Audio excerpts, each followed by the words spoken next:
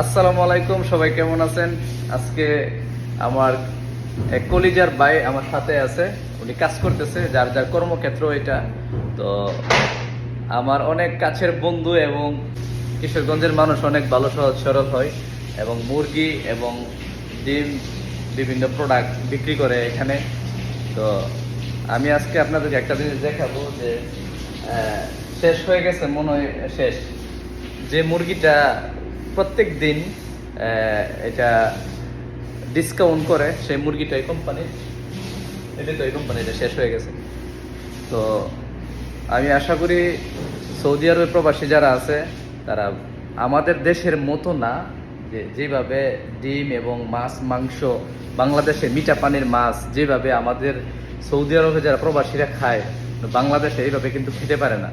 এক একটা মাছ 5 KG 7 KG ওজনের প্রবাসীরা কিন্তু কিনা নিয়ে যায়, বাংলাদেশে কিনাটা সম্ভব না। তো মুরগি যারা খাবেন অবশ্যই ডেট দেখে খাবেন, আর ফ্রেশ জানেন আপনারা, এটা সৌদি আরব প্রত্যেক দিন বলো দিয়ে এসে চেকিং করে।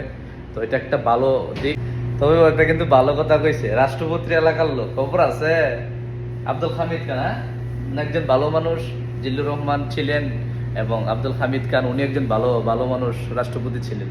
তো যে যে মুরগিগুলো আপনাদেরকে দেখাই, এই যে দেখছেন এইটাও অনেক ভালো এবং এইটাও অনেক ভালো, এবং এই যে এগুলা দিছে, এই যে কত সুন্দর, খুবই চমৎকার। এবং ওই রকম সিস্টেম করে যদি আমাদের বাংলাদেশে এরকম মুরগি প্যাকেটিং এবং ডেট থাকে এবং ফুড মিনিস্টার থেকে যদি এগুলা ফুডগুলো চেকিং করা হয়, মুরগিগুলো চেকিং করতো, তাহলে দেশটা মনে হয় আরও উন্নত হইতো, রোগবালা কম হইতো। ডিমের মধ্যে সহ কিন্তু ডেট থাকে, আমাদের দেশে কিন্তু ডিমের ডেট না, পচার আগ পর্যন্ত কোনো ডেট নাই। মুরগি প্রত্যেকটা মুরগির মধ্যে ডেট দেওয়ানো আছে। তো ডিমের মধ্যে ডেট দেওয়া আছে, মাছের মধ্যে, সব কিছুর মধ্যে ডেট দেওয়া থাকে। তো রাষ্ট্রপতি এলাকার লোক কি অবস্থা, ভালো আছেন?